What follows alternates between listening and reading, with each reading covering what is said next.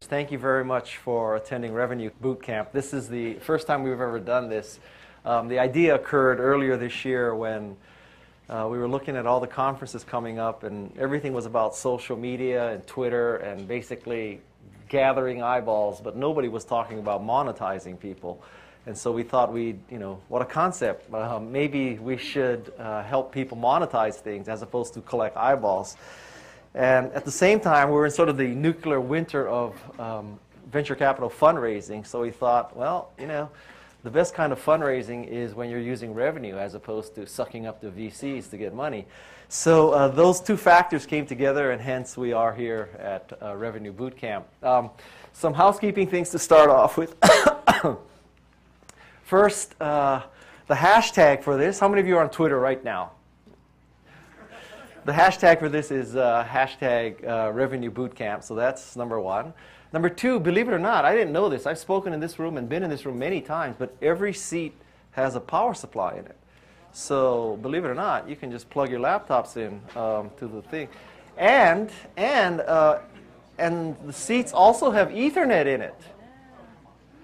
But nobody has Ethernet cables. So we're selling them during the break for $50 each.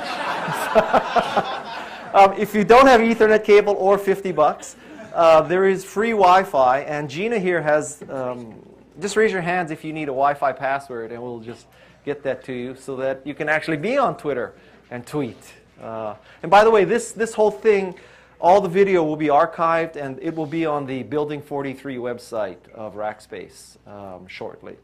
So those are some housekeeping items. I'd like to first thank the, first explain our agenda. We have a full day. Essentially, we're starting the day with, whose phone is it? I'm going to throw that person out. We're starting the day with a little bit of customer focus, talking to people about how they actually use the internet, how they use their sites, what are they willing to pay for, if anything. Then we are going to talk about generating traffic for websites. Then we're going to talk with Chris Anderson, the author of the new book, Free. And then we're talking about advertising and then alternate business models. And finally, we end up with a fireside chat with myself and Michael Moritz of Sequoia. He is the venture capitalist who funded Google, as well as Paul Graham, the founder of Y Combinator. So we have sort of a power-packed day for you. A word of thanks to our major sponsors here. First, Microsoft. This is obviously the Microsoft campus, and they've generously let us use this room.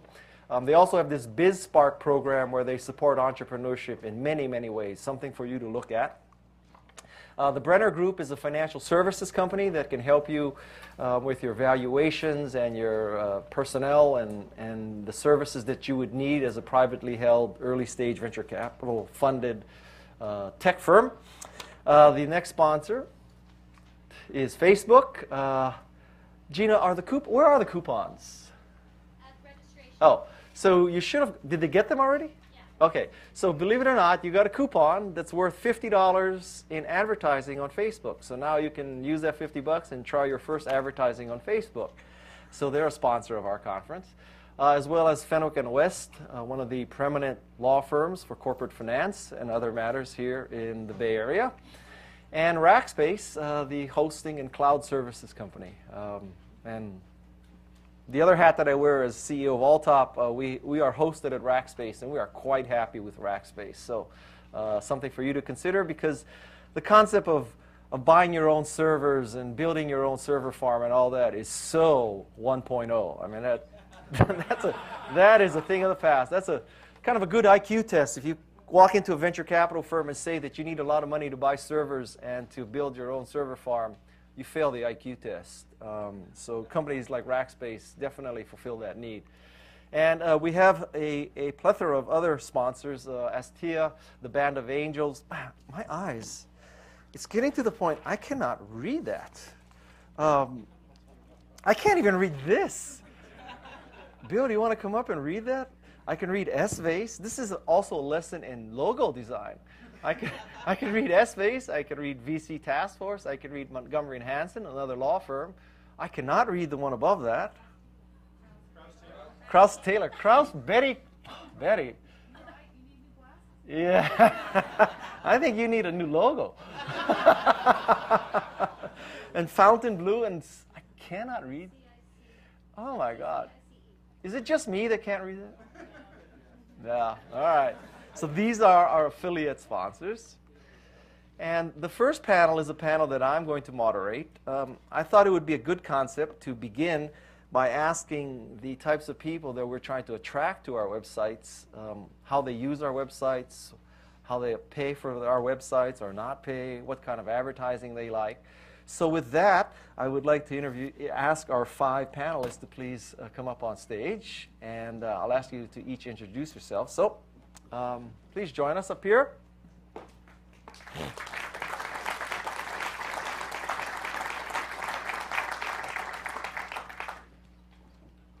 Okay. Anastasia, I'll start with you. If you'll just introduce yourself and what you do, and just we'll work towards me. All right. My name is Anastasia Goodstein. I'm actually a good, not a gold. That's okay. Stay gold, pony boy. So I started. Iceberg. I started a site called Ypulse about 5 years ago. It's a daily website, independent media source for people who are trying to reach youth. So we define youth as tweens starting at about age 8, teens up to early 20-something, and we provide sort of a snapshot of what's happening in youth culture every day through our website and our newsletter. We also produce an annual event called the Ypulse Youth Marketing Mashup, which Guy actually moderated an awesome youth entrepreneur panel for this year. All right, thank you. Noelle? My name's Noelle Chun, and about a year ago I graduated from Northwestern with a degree in journalism and history. So I've had a whole year to really contemplate, you know, this whole paid content and free content thing. I also do, so I've been out of school for about a year, and I have a background in journalism doing a variety of different projects. Okay. Erika? Hi, good morning. I'm Erika Schmale. I just recently graduated from Christopher Newport University, a school that none of you have heard of in Virginia. And I am currently doing a year of service with Habitat for Humanity. All right. Thank you.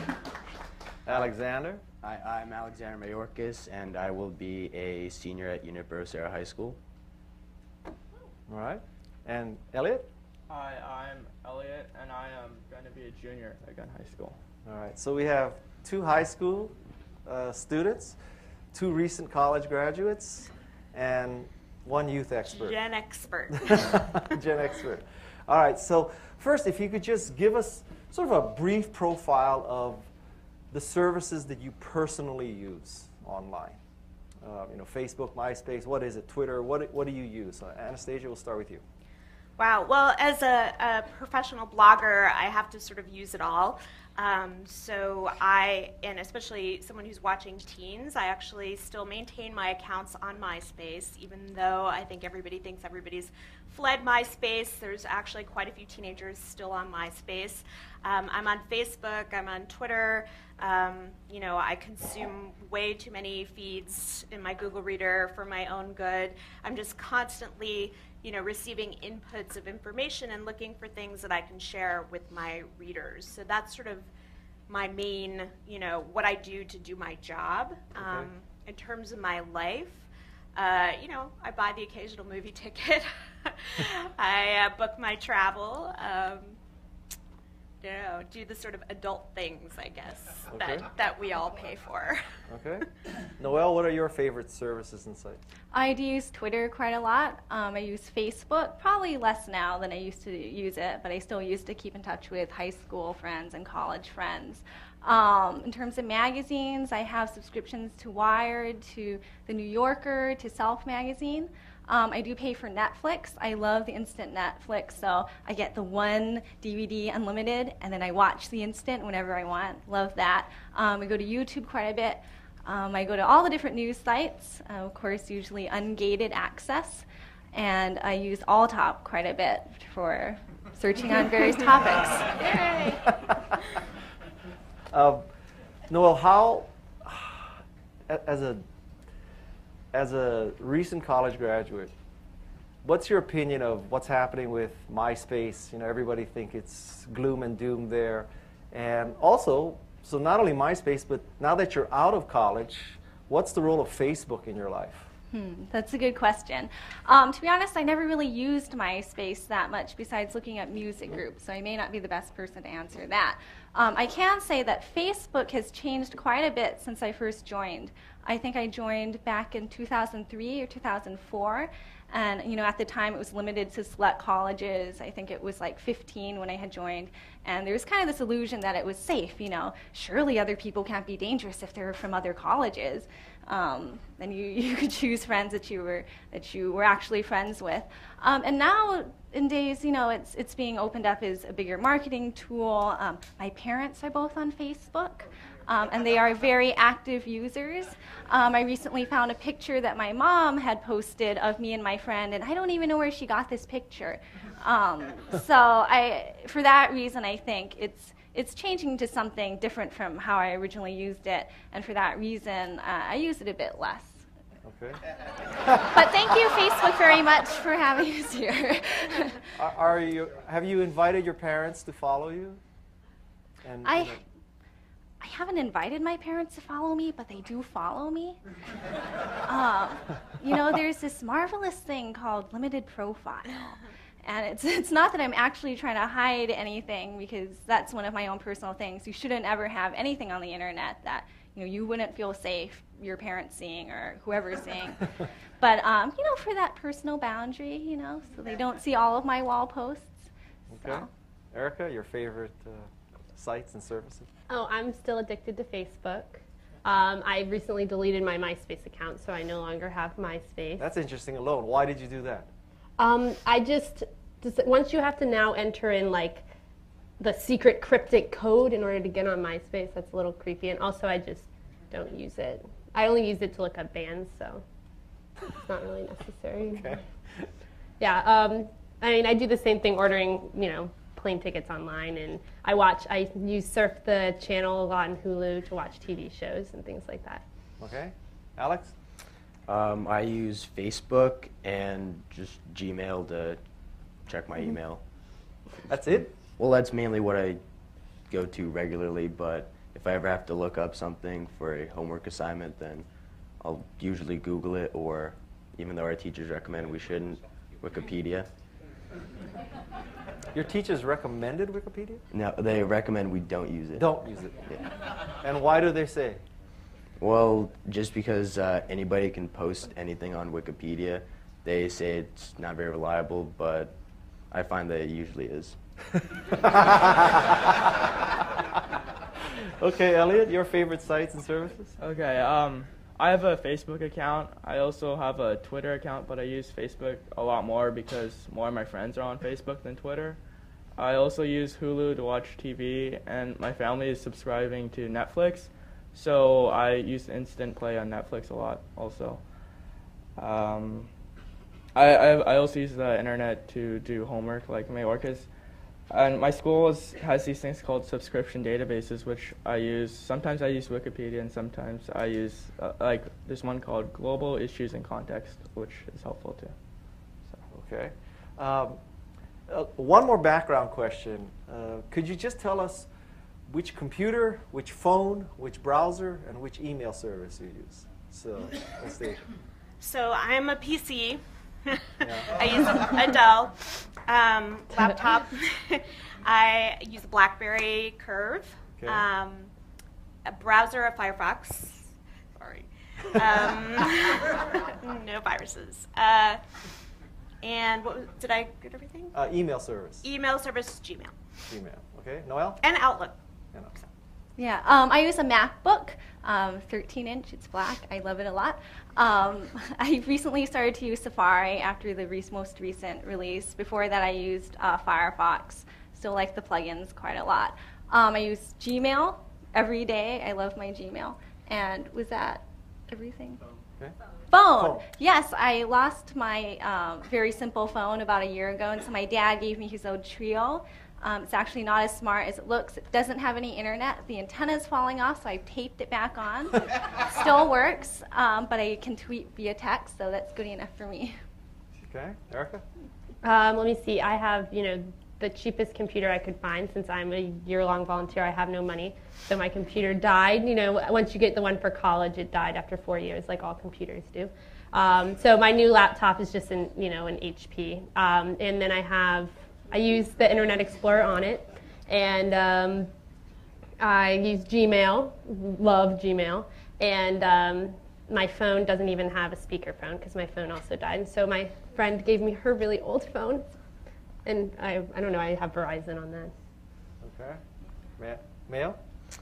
Well, I use Gmail, as I previously said, and my computer is just kind of a random computer that doesn't even have a company name on it. I did modify it quite a bit, and I also use a Sony Bio laptop. And my phone is Pocket PC, comes in handy, has a touchscreen and a full keyboard. So. Okay. Elliot?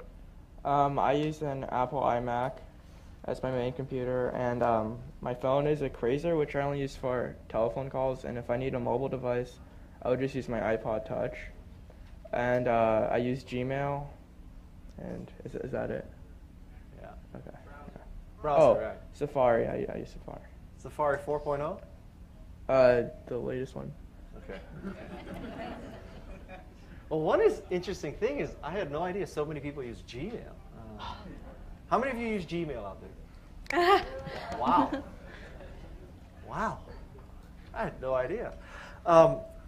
So now let's get to the meat of the matter, and we'll start with Noelle. Give Anastasia a little rest here. So, this whole panel, this whole conference is about revenue, and there seems to be this expectation that everything on the internet is free, other than maybe The Economist.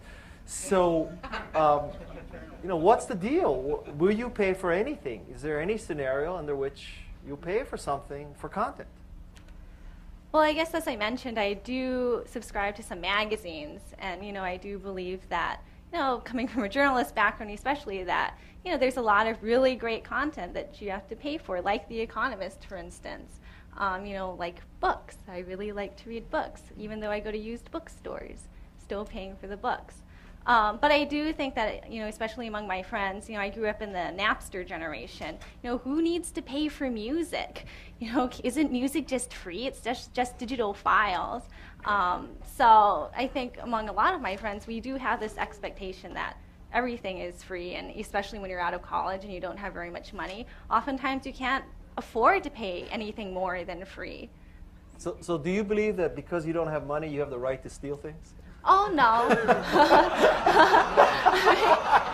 I don't. Like I said, I do have those magazine subscriptions. Yeah. And, part of what I like about magazines is you have this book, and, you can read it anywhere you want. And you don't need a smartphone, because I don't have one. So is that answering your question? Yeah. Okay. Erika, what would you pay for? Well, I don't even pay for internet. I steal it from my neighbors. So, yeah. We also, in my house, don't pay for cable. We just mysteriously receive it. I don't know how. So it's very exciting. So, no, the only thing I would pay for online would be convenience charges for, like, buying, a movie ticket or something like that. That's about all I pay for online. If I need to find, if I need a CD or something, I have one of my friends download it on their computers and then send it to me through AIM or something. I do use AIM, that reminds me, still. Okay. Mayo? I probably wouldn't pay for much, just paying for the actual internet service and anything that I buy online, such as a book off Amazon or movie ticket, plane ticket. So your expectation is every video you see, every picture you see, everything free? Well, no. Some information I do believe should probably be paid for, like the research databases, which I can use through my school because they pay an annual fee, so that students can use it. Okay. Elliot? Yeah, just like Mayorkis, those subscription databases, I understand paying for those because oftentimes I find the content in there is better than Wikipedia for me. It's easier to use. Yeah, if I buy anything online, I'd pay for that, but Otherwise, I wouldn't really find myself paying for anything else. So when you're watching Hulu, there's no like pangs of feelings that, wow, it costs a lot of money to make this show and somebody needs to make money here to pay for this show? You don't feel that way? Silly question, huh? Well, I don't know. When I see the advertisements, I kind of think that makes up for some of the freeness. But, Okay. yeah. Okay. I'll start with you, Erika. Oh, I forgot you, Anastasia. Yeah, well, I actually just wanted to jump in with a little study. I brought a little study from the folks at WeWorld, which is a virtual world that is mainly populated by teenagers, and they did a study on what teens said they would pay for, and I think it's really relevant to this. Anything really fun online is worth paying for. That was 34% of the people that they surveyed, followed by expressing themselves and their passions, 22%, right? So being able to sort of personally express yourself with something, getting more access to something, 13%, making themselves look good, right? It was 13%. Status is very important. And then things that not everyone else can have. So exclusivity, 11%, or things they could send to their friends, 8%. So you can see where this could apply to maybe some virtual goods. Obviously, this was a study done in a virtual world, as well as gaming, video gaming, stuff for your characters. Really stuff that you just have. If you're a true fan of something and you can find that thing on eBay or something that nobody else can have, that would be something I think a younger person would consider paying for. So are any of you Halo users or Call of Duty or paying $9.95 a month to play Halo or anything like that? My brother does. He's 12, so it's not his own money. Elliot, no? None of you? Yeah, I pay for Xbox Live, which is a yearly fee to play Xbox Online. And why are you willing to pay for Xbox Live? Because it's something that I get to interact with other people, I think. I'd appreciate if it was free a lot more. Yeah, so that's why. Okay. Anybody else pay for any games? Anything like that? I also pay for Xbox Live, but I know the PS3 has a free service similar to Xbox Live, and the Wii also does, but the Xbox service just kind of seems like it's worth paying for almost, because it seems like they really put a lot more money into it, and they'll have a good service. Okay. Erika, so none of you are paying for anything basically, right? Especially you. You're the height of... you're my worst nightmare.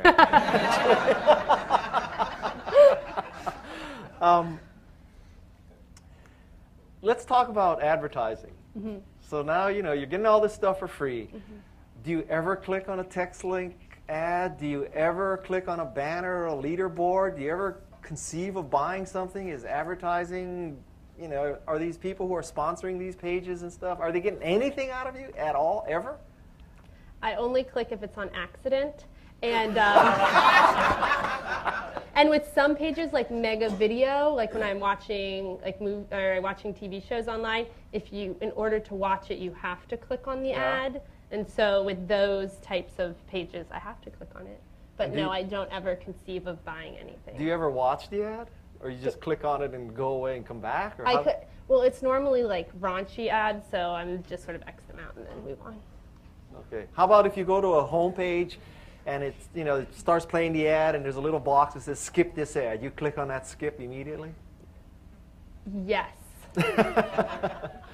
Okay. Mayo, do you use any advertising, any clicking on anything? Well, kind of like Erika, only if I accidentally click on one. And usually if I'm paying attention, then I would click on the skip this ad box. Have you ever bought anything based on clicking on an ad at a site? No. Usually, if I'm going to buy something online, then it's something I already know and would buy otherwise, like a book on Amazon or for school or something along those lines. So is it fair to there's never been such a compelling ad from BMW or somebody that you wanted to watch the ad or nothing like that? Well, if I really wanted to like learn more about certain BMW, then I'd probably just look it up and not end up being compelled by seeing an ad. Maybe if I saw the car somewhere, then I might look it up. Maybe we should just end this conference now and just go home.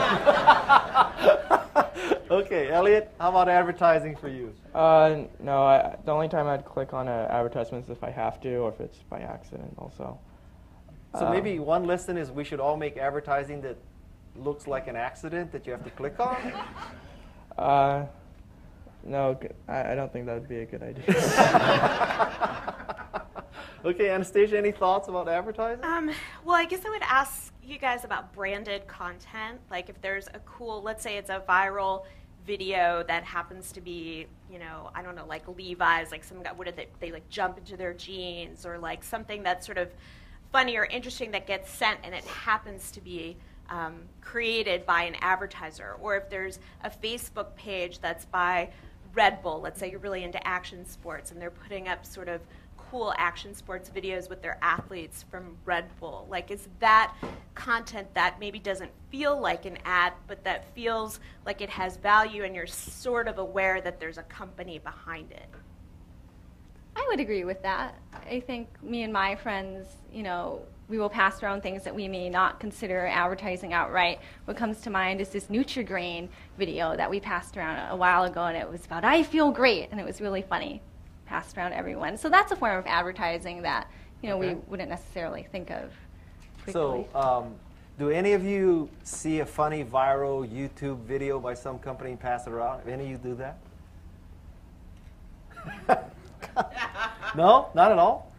Like, Or maybe they don't know it's from a company. Well, okay, so Mayo and Elliot, you know, you're hockey players. So best case, you see this little, you know, highlights of Sidney Crosby's 2009 playoff goals, and it's sponsored by Reebok. If you saw that, you wouldn't watch it, you wouldn't forward it, nothing? Well, I would treat it like basically a normal viral video and probably tell my friends about it. I'd probably tell Nick about it, and it would just kind of get passed around that way. But I wouldn't just ignore it because it's sponsored by Reebok. Okay, Elliot, how about you?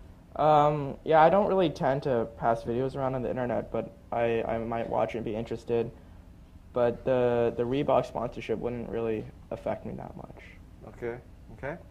How about we start on this end? Do any of you, Anastasia alluded to this, do any of you buy bling, or, that's kind of a weird question. You're not exactly buying roses and giving it to somebody on Facebook or anything, right? Do you do any of this bling or digital goods or anything?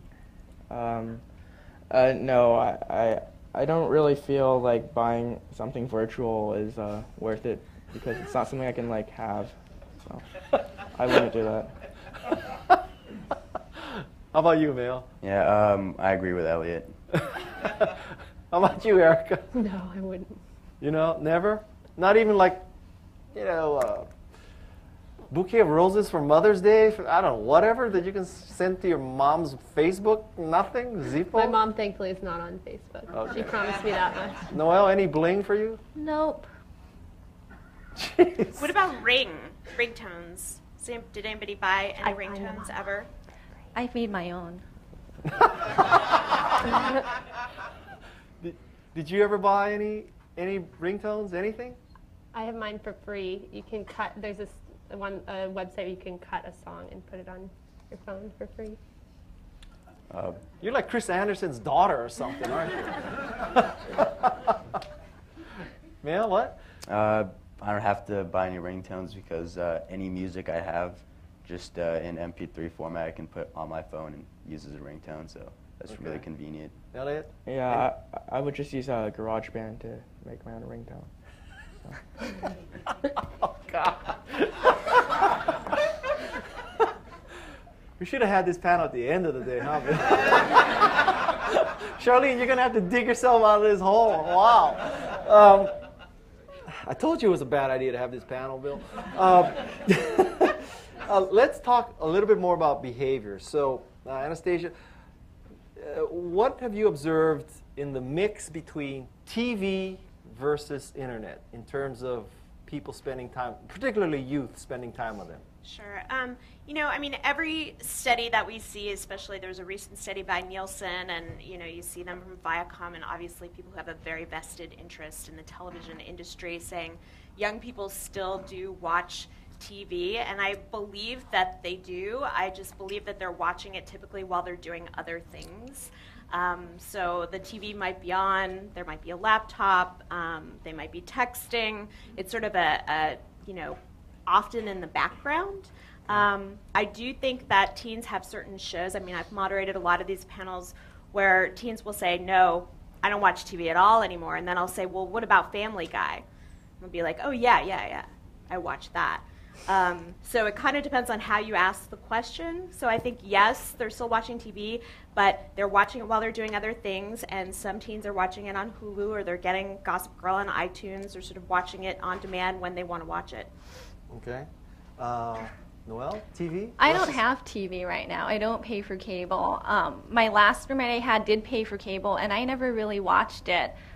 When I was there for my last week, though, I felt like I should watch it because it was my last week of TV, but I didn't actually pay attention to it. So I do watch shows on Hulu, though, and occasionally on iTunes. Okay.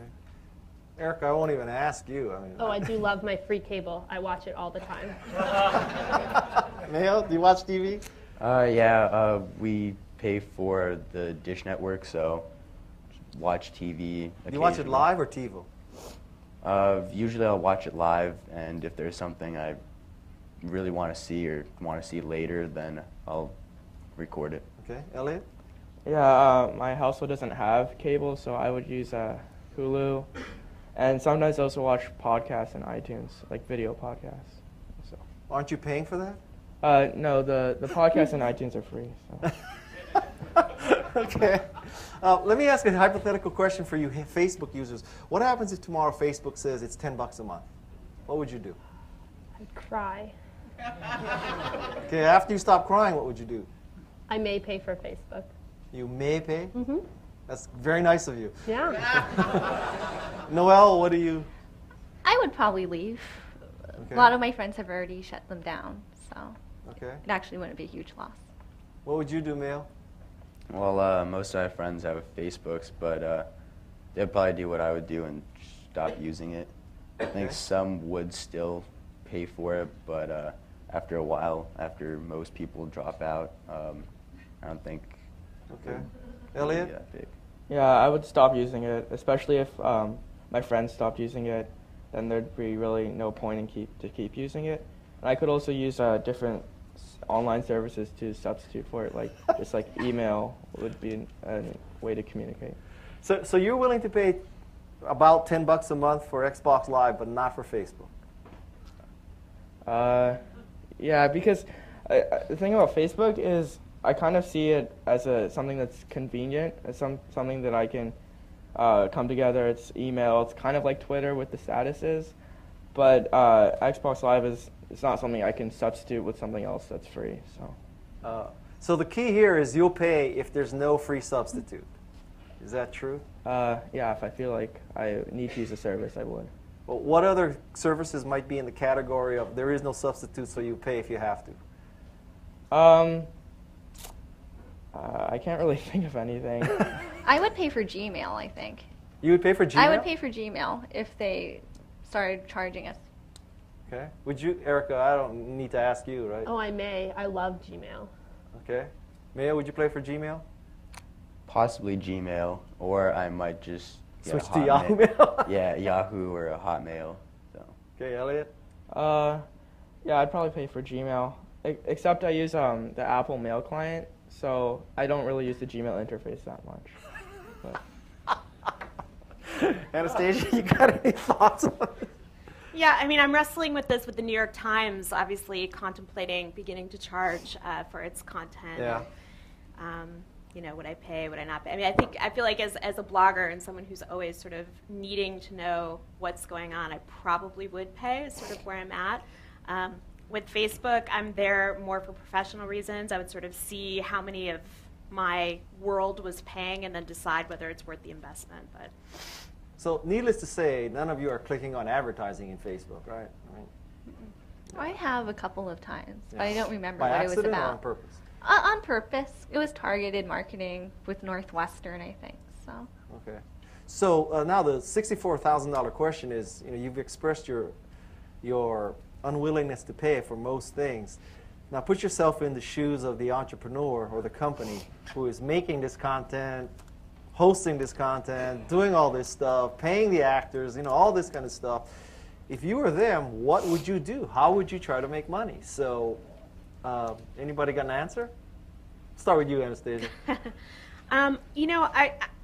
It's always hard with the youth panel to say, like, these youth represent all youth. Right. I do think, there are kids that are paying for ringtones. There are kids that are paying for, that have iPhones, that are paying for games on their iPhones or other sort of cool games that they couldn't get anywhere else. So I would really key into those factors around exclusivity, something you can't find anywhere else, something that's really, empowers young people to express themselves in some way that ties into sort of identity issues.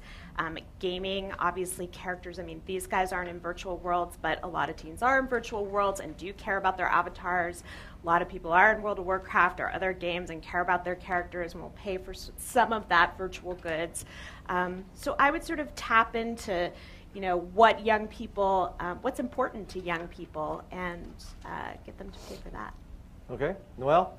I feel kind of on both sides of this, coming from the journalism world, and especially having been at Newsweek for a while, and they just changed their strategy to go to a smaller, older, more affluent group of subscribers from a mass audience, which they had before. And so I'm not really sure, to be honest. Otherwise, I think newspapers would still be around, or would still be around for longer. But one thing I did like on the Washington Post is their On Being promotion. And so it's kind of a promotional video, and they do these really cool, interesting, really well-produced interviews. And my friends pass that along. And I think that is to say that we probably do receive more advertising than we realize. And so I think that might be a possible key, the viral videos that you mentioned. Okay, Erika?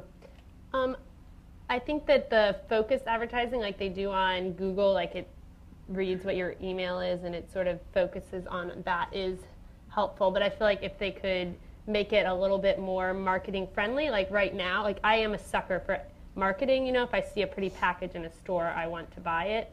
So I feel like if they could turn that sort of, right now it's just plain text, if they could turn that into something that would be appealing to me, might click. But wouldn't the argument be made that it would be more intrusive if you had some GIF or something there instead of GIF as opposed to GIFT?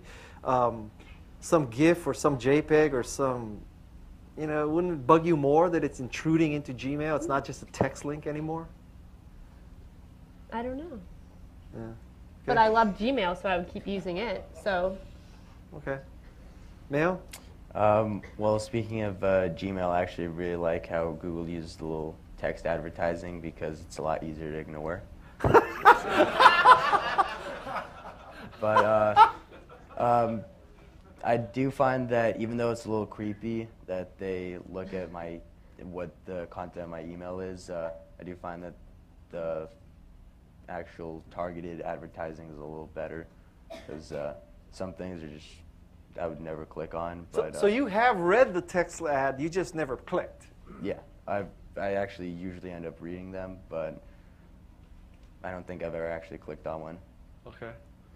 So, Elliot, your advice, I think something companies could do is use this, how teens like this free content to benefit them. Like I saw an advertisement for eMusic, and it said get 30 free songs.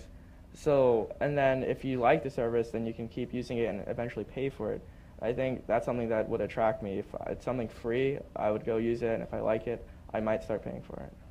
Okay. Can I throw one more thing yes, in? Yes. Just because when we're talking about teens under the age of 18, the reality is that many of them don't have credit cards and aren't able to make payments themselves online, or have to get their parents' permission or consent to make payments. So, I did a little crowdsourcing for this panel on Ypulse, and I had one parent say, as a parent, I want to use my existing payment channels, ideally PayPal, to organize how my teenagers purchase online so I can take money out of their allowances, right? So be thinking about the parent who's actually going to pay for this stuff and make it as easy as humanly possible for them to pay for teen stuff. So how, in the rare event that you pay for something online, how do the two of you pay? You don't have credit cards, do you? Well, I have a credit card, but I'd just ask my parents if I could buy it, and usually they would end up using their credit card. Okay. Elliot? Yeah, I'd ask my parents to use their credit card, and then I might pay them back because I have some money, and I'd pay them back in cash if I felt like it was something worth it, I guess. Okay. I'm going to run this panel a little late because we started a little late. Are there any questions from the audience? Oh, we have lots. Yes. Do we have a mic runner or?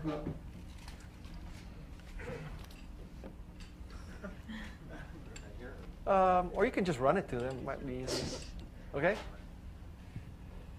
Guy, you started asking the question about use of email, and it's been a Gmail love fest. Here, there's lots of ways to communicate with your friends, text messages, tweets, and all that. For every email that you send, how many text messages and other types of communications do you send? What's the ratio? Okay, what's the ratio between text message and email? Elliot? Oh, I don't use text messages that much. I think I'm kind of an outlier in this. Okay. Mayo? Well, I've probably used quite a few more text messages than emails, but that's only because I have an unlimited plan, and if there was a restriction, it would probably be about 1-to-1. Okay. But this Erica? way. Okay, Erica? I text more than email, but I mainly use Gmail for its video chat option and speaker chat option. Okay. I'll text heavily, like a handful of people, but because everyone doesn't have text plans, I won't always text, so I'll email or GChat. I mean, I would be curious if you guys email more or like message in Facebook more to your friends. I don't use Facebook chat at all, but I use GChat every day. What about messages, like sending messages? Oh, through Facebook? Yeah. I do that every day. me too. Okay. Next question. How much per month would you pay for Facebook? How much would you pay?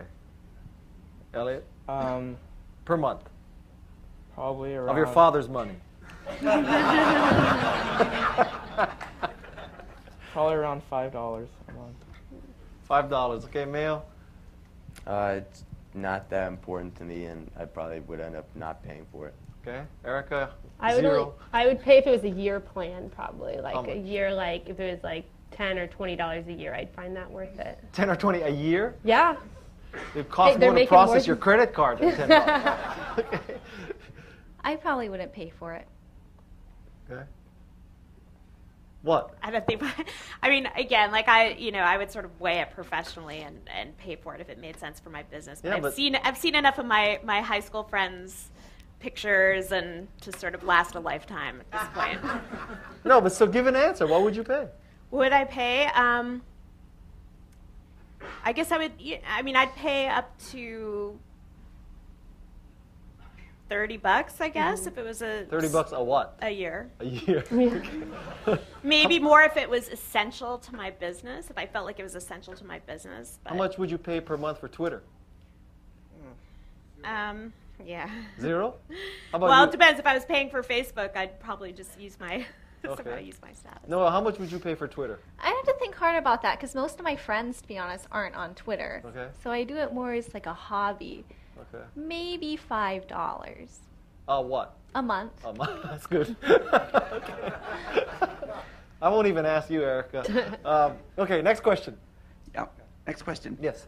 Since you don't want to give up money in return for this stuff, how about giving up your private information? They're willing to give it to you for that. Is there any private information that you wouldn't give up? Boyfriends, health, etc. This is valuable stuff. They'll give you this stuff for just your private information. No problem, right? Yeah, I give up my private information. I do. Health, boyfriends, the whole thing. Yeah. Anybody else? I actually think this is going to be a really big issue for minors. I mean, already for kids under 13, you have to get parents' permission to get any private information at all. And I think, the data mining that's already starting to happen for kids under 18, that's sort of passively happening, is going to be challenged very soon by consumer parental advocacy groups, and you're going to see an attempt to legislate on that. What teenager is not going to lie? Yeah. I don't understand. Well, we're talking about scraping, right, and data mining, which is already sort of happening. But even if you got this information, they're obviously, you can't target them, because why target them? They're not going to buy anything. So what would you do with this information? Later on what? Like 30 years later? So a lot of venture capital is going to go. Okay, next question. Right here. I'm curious what mobile phones you guys have, and if you do buy stuff on mobile phones that you couldn't buy elsewhere, so like an iPhone that was only an application that you'd have to pay for. Oh, we asked that. So none of you have iPhones. You all have junky old phones, right? Use an iTouch. Is that a phone? Yeah, I use an iPod Touch, and I do buy some applications on there. The ones that are like less than $2, I'd buy. Okay. Next question.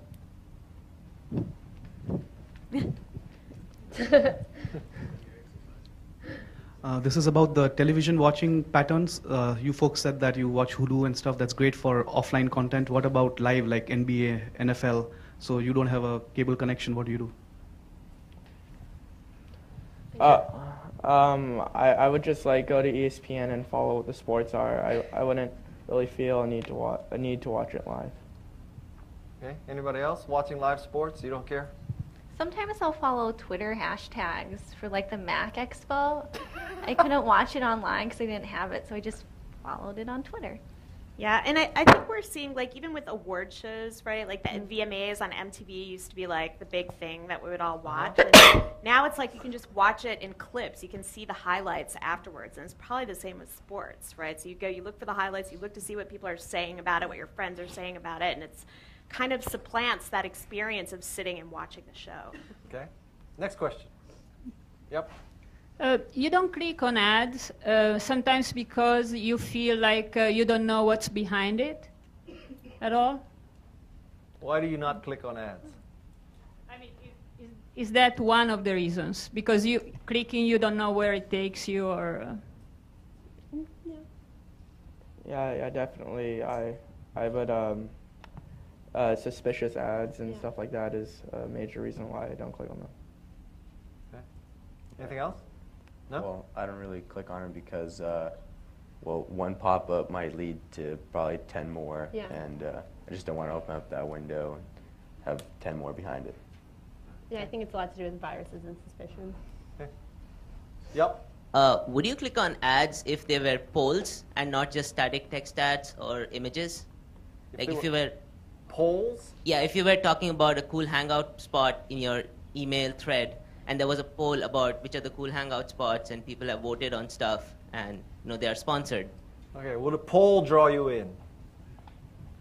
I don't like giving out my information on the internet that way, to answer the other question. I don't even join the Facebook apps. So a poll would ask for more, so I wouldn't click on that. Okay. Right here. Yes. Yeah, I'd like to understand more about your willingness to pay for email and your unwillingness or lower willingness to pay for Facebook, because both are essentially communication tools. So just digging in more about why you're willing to pay for email. I think it's Gmail specifically because it has so much involved in it. You can do Google Documents.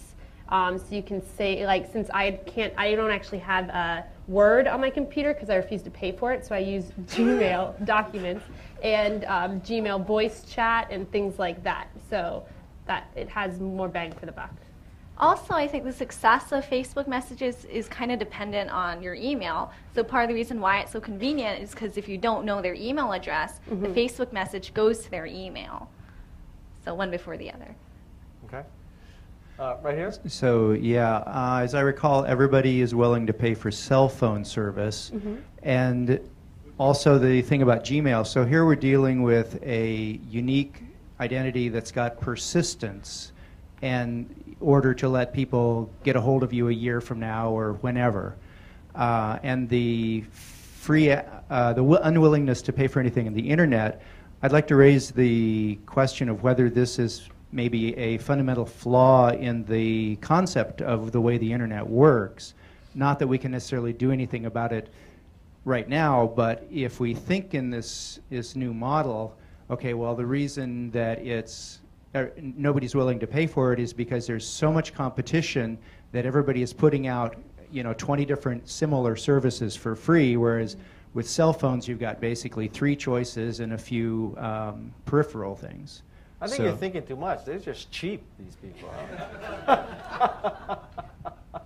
Got any thoughts on that? How about one last question? Yeah. I have a comment actually regarding the previous question of private information, giving away private information over the internet. Well, actually, yeah, all of you said that we may not give, but I believe it is already out there, even for the minors, in unstructured way. In structured way, like name, address, date of birth. In that format, it may not exist, but I mean, we have even minors are posting very private photos, from vacations. I mean, their boyfriends since very early age. What else do you, label as private information more than that? Okay. So it is already existing in an unstructured way. Okay. I'm not going to end on that. We'll take one more question. Thank you. Because that wasn't a question. Can I just ask one quick question then? Yeah. Specifically about then Gmail, Google Docs, etc. Is there a particular greater brand comfort that you guys have with Google stuff rather than other stuff? Yeah, I deleted my Hotmail because it's not as professional as Gmail. So now I just have my Gmail account because I feel like people take that a little more seriously. Okay. Google? I think that Google is so innovative that I think I really appreciate it. And so I do trust the brand that they're going to come out with the next cool technology that, Google Voice, that's so cool. I want that. And I do. So I think that's one reason I trust it. Yeah, I definitely think it's the brand. Every study I've seen that looks at search and which search preference young people have, it's been Google over Yahoo for a long time now. And so I think there are, you said innovative, and we could list brand traits that go along with Google. So I do think that's part of the trust, and it's just, it's a great product. Does the Google name mean anything to you two? Yeah, definitely. I kind of do feel loyalty to Google in a way. To keep using it and not paying? Google? I'd really hope I wouldn't have to pay for Google, but just really reliable and it's an all-around good tool. Okay.